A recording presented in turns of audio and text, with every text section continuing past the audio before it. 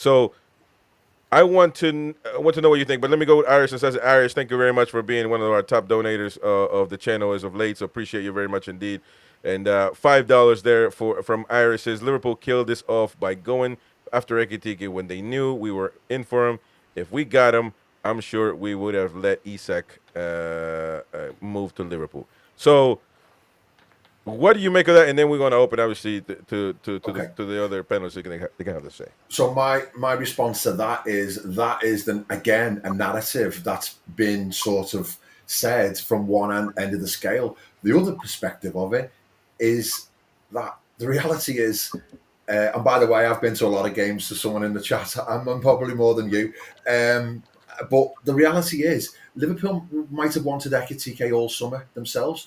We were always going to sell Nunes. We've had the tragic scenario where we've lost Jota, so we couldn't just go into the season without Isak. So what are we supposed to do? Say we'll just stand to one side and we'll let Newcastle have who one of our targets was. I know we'll just go and get Wissa instead, or we'll get Mateta, or we'll get we're going for, with all due respect, every single trophy that there is this summer. So we're trying to build a squad capable of doing that. If we'd have not got Ekitike, we'd have gone into the Bournemouth game with no centre forwards. So we had a plan at the beginning of the summer to go into it, and there might have been a situation where we were always going to go for Ekitike. And then when Newcastle did go in for him and try and get him, then we said, right, okay, we've got to make a move now. And at the end of the day, he chose us. So you can spin it as many ways as you want, but Liverpool are entitled to go for any player that they want, exactly the same way as Newcastle are entitled to go for Sesko, when probably deep down they knew that he wants to go to United as well. Okay. Well, we'll go along with that. But how's about? Let's have a conversation. Come on, then jump in and eat. I don't want to talk too much. You guys go for it, obviously. No. I'll simply say that if you want Isak, how's about just coming and saying, right, okay, there's your 150.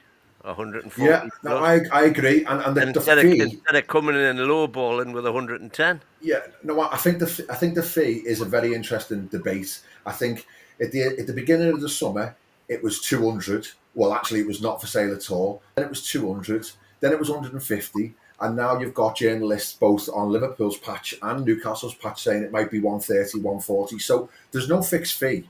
There is no fixed fee. Everybody wants the maximum they can get.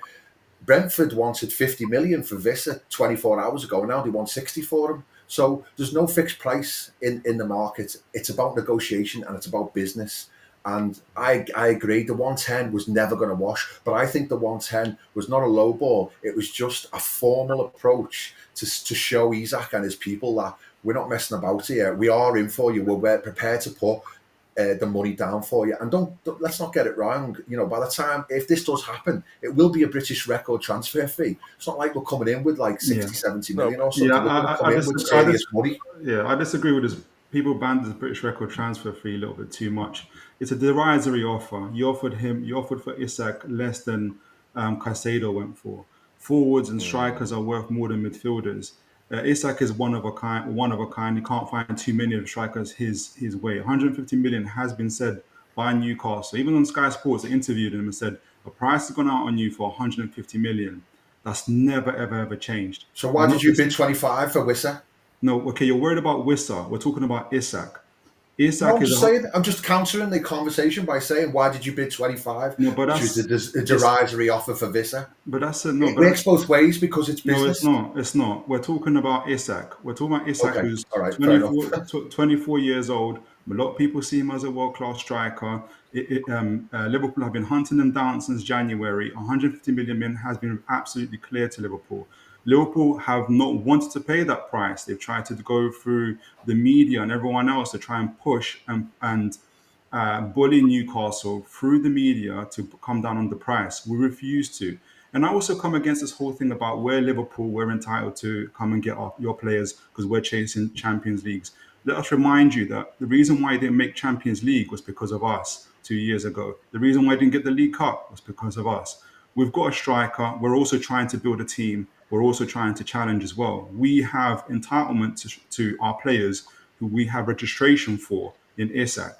If you want Isak, we've always been very clear on our conditions. 150 million, and you wait for us to go and get 2 quality forwards in.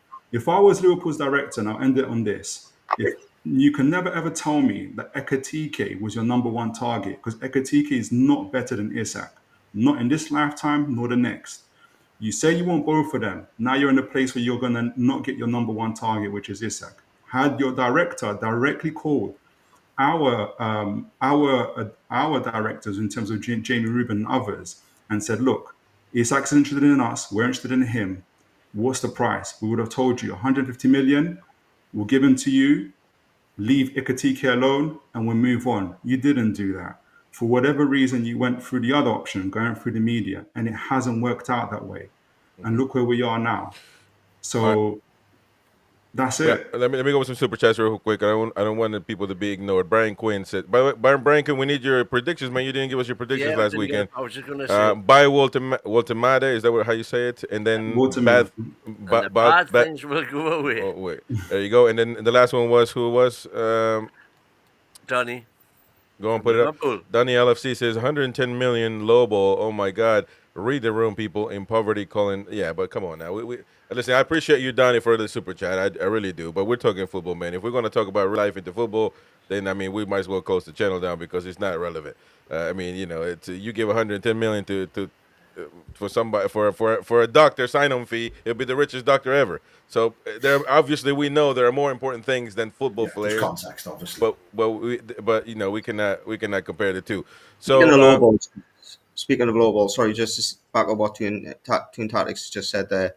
There's a big difference between a 5 million low ball and a 15% off the original asking price as well. Also, on that, on about the media spinning the narrative at Isak, we're under pressure to lower our price. Hang on, there's another player on strike in the Premier League and his price is going up. How come we've got to lower our price and Brentford are able to increase their price? So, you know, we've got the spinning of, yes, okay, we got lowballed with 110 million, but the difference between 110 and 150 is a hell of a big percentage difference. We were quoted 30 for Wissa and we went in with 25. That's testing the water. It's not a lowball. And there's also the fact that Wissa was promised at the start of last season that if a Champions League team came in for him at the end of the season, he could go for 27 million. Yeah, no, but hold on, no, Wayne. I'm going to challenge you on that because that is, I keep hearing that. That is, not saying your statement is rubbish, but that, if Wissa is thinking that because somebody told me they're going to let me go, that is rubbish. That is poor from a player. I mean, that it doesn't matter, really. It's irrelevant. It is irrelevant, but Brentford acknowledged it, though. Newcastle have never acknowledged it. Brentford have acknowledged it. Yeah, but yes. even if they do, Philip, it's just words, man. I mean, you know, it's not No, but Ben's asking why we went in at 25. Well, 25. It was actually 25 with add-ons, and the fee that Wissa was told he would go for was 27. Unfortunately, that was before he scored the 19 goals. I think my criticism. Let me go to the super chat. But my criticism with that have been on Newcastle United because we waited until Mbeumo and Man United got Mbeumo, and then obviously losing another striker is not good. It's not good for them. So they're going to continue to do that. And now I don't know what they're playing, but now they're saying that the striker that they got is Mbeumo replacement and not a Vista replacement. So now we're in this situation. Now, super chat here from Irish Assassin says, thank you very much for the $10. Says, Vista is 28, maybe has a few years left. Isak has 4 or 5 years left. We'll lose him to AFCON. Isak, no. Come on. Vista argument is sad. All summer you could have got Ekatike, but waited until we tried. So what do you have to say about that? Thank you, Irish Ben. What do you have to say about that? Because it is true. You waited until we were there and we were in the conversation. Fire, Ben. Now we put you in the middle, buddy. It's absolutely fine. You know, at the end of the day, nobody knows, do they? Nobody knows the exact facts. Like, we're all saying what we think. Like, some of you are saying Newcastle said this and but nobody knows really. No one actually knows. Like, from what we're led to believe, Eddie Howe and Richard Hughes are extremely good friends. And if anyone thinks that there hasn't been conversations behind the scenes for the last few weeks, you know, I just think they're completely naive at the situation. As far from what I've heard, this is now at like directly at the PIF chairman of Newcastle again. I can't never pronounce his name. Yeah, him and Michael Edwards are apparently negotiating this directly themselves now. That's why Eddie Howe's saying in his press conferences, it's nothing to do with me anymore. It's out of my hands. So you know, and again, I don't know. Maybe we just, our agenda did change. Maybe our agenda did change. But Ben, and obviously, as I say, the situation. Sorry, Ben, then we'll go to Gary so he can have his steak. Thank you, Michael McIntyre, for another £3 there. I posted a note with a text. I'll be back appearing on. Was that a super sticker or something? Yeah, it was a super sticker. Thank you, Michael McIntyre. But my question is, clearly you say Isak, of course. I'll be back. It could be, we don't, you say we don't know who's put this out, but I mean, Newcastle is not going to feed the media this nonsense that's been for 2 months almost. Thank you for watching that video. Don't forget to subscribe to the channel, hit that like button. You can watch more videos here. You can also subscribe to our following channels here, our extra channel for NUFC Talk TV, this channel, of course, and also to RCM Football, where we put Premier League content there. So if you're a neutral fan, subscribe to that one, and everybody subscribe to those channels, of course. Don't forget to smash the like button, become a member to enjoy better and more content, all access to our videos if you become a member. Thank you very much indeed for your support. This is Chris the American Mag. I'll see you on the next one.